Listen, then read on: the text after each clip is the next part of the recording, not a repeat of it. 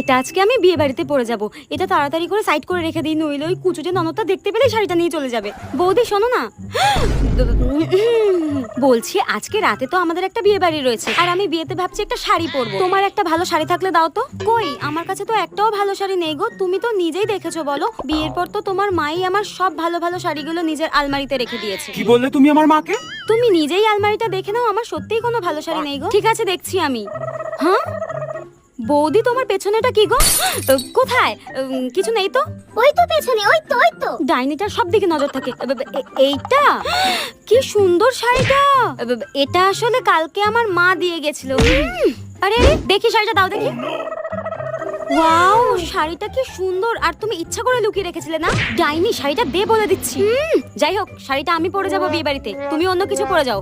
লুকিয়ে রাখা ভালো লাগে না। কুচিতে ননদের মনে হয় গলাটাই টিপে দিই। ডাইনি দেখি একটা।